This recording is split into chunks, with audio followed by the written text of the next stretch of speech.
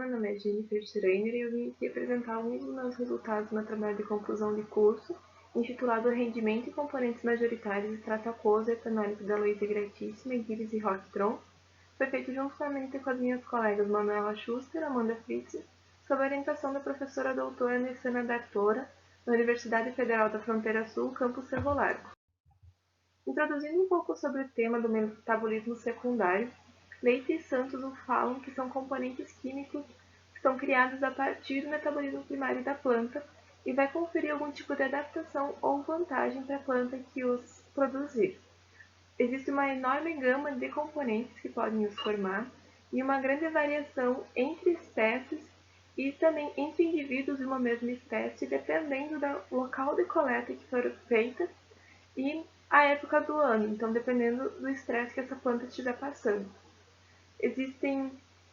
Como existe essa grande variação, geralmente essas propriedades medicinais são atribuídas a esse metabolismo, colocando-os em foco de estudos como esse que eu vou apresentar.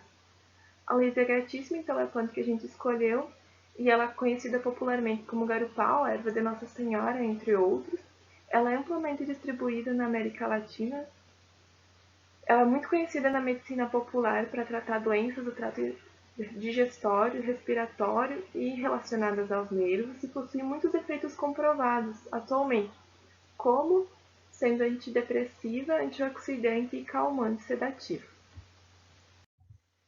Os objetivos do trabalho, então, geral foi extrair e caracterizar estruturalmente os metabólitos secundários presentes nas folhas da Luiza Gratissima.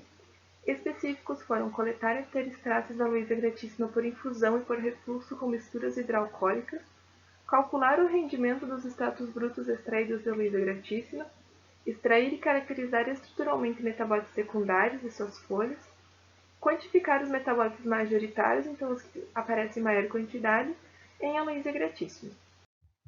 A metodologia utilizada, então, a coleta foi feita a campo nas cidades de Alecrim e Guarani das Missões, do noroeste do Rio Grande do Sul. As folhas foram separadas do caule e levadas para uma estufa para acontecer a secagem.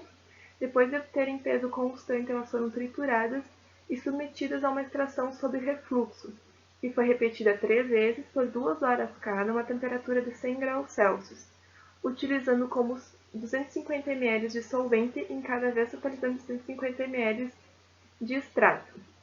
O solvente utilizado foi água para produzir o extrato aquoso e álcool 70% para produzir o extrato etanólico.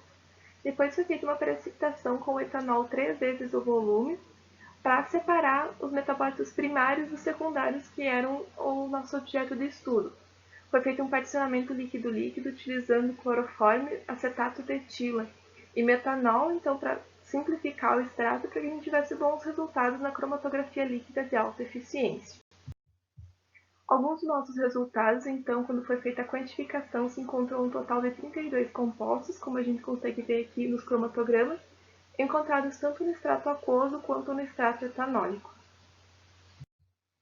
O rendimento, o extrato aquoso teve um rendimento de 25,21%, já o etanólico de 21,62%.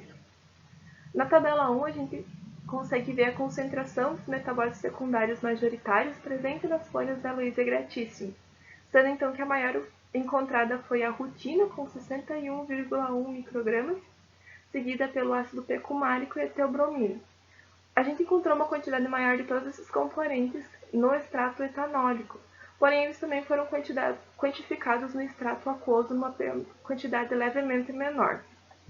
Esses resultados conversam então com os de Zemi, que em 2011 encontrou o ácido ferúrico como componente majoritário, sendo que a gente encontrou ele em uma quantidade bem menor.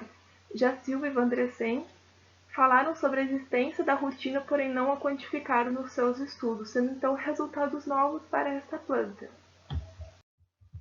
Como conclusão, então, a gente consegue visualizar o potencial fitoterápico dessa planta e de outras plantas semelhantes, devido à riqueza de componentes que a gente encontrou. A gente também acha que ela é uma provável boa fonte para a extração de rutina comercialmente, por ela ser bastante rica nesse composto.